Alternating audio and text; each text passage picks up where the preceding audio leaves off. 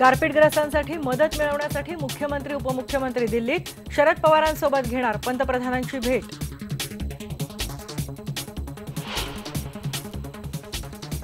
गारपीटग्रस्त भागामध्ये पाहणी करणाऱ्या केंद्रीय समितीच्या दौऱ्याचा आज दुसरा दिवस। समिती 19 मार्चला देणार अहवाल। निवडणूक आयोगाची परवानगी घेतल्यानंतर मदतीबाबत केंद्र सरकार घेणार निर्णय।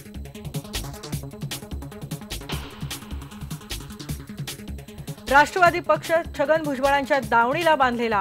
विनायक मेटेंचं पक्षाच्या कारणे दाखवा नोटिशीला कडक प्रत्युत्तर, पण अजित पवारांचं मात्र पत्रातून केलं कौतुक। अरविंद केजरीवाल यांच्या नागपुरातल्या रोड शोला मोठा प्रतिसाद। अंजली दमानी यांची गडकरी आणि काँग्रेस विरोधात नागपूरमधून लढत।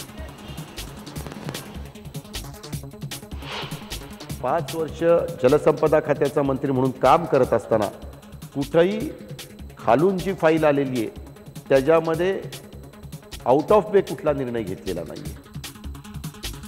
सिंचन घोटाळ्याच्या चितळे अहवालातले निष्कर्ष लवकर यावेत। मी चुकीचे निर्णय घेतलेले नाहीत। आयबीएन लोकमतला दिलेल्या एक्सक्लुझिव्ह मुलाखतीत अजित पवारांनी केला दावा। आणि होळी आली 2 दिवसांवर, बाजार फुलले रंग आणि पिचकाऱ्यांनी। तर कोकणातल्या शिमगोत्सवात गारपिटीचं संकट दूर होऊ द्यायचं मांडलं गेलं गारहाण।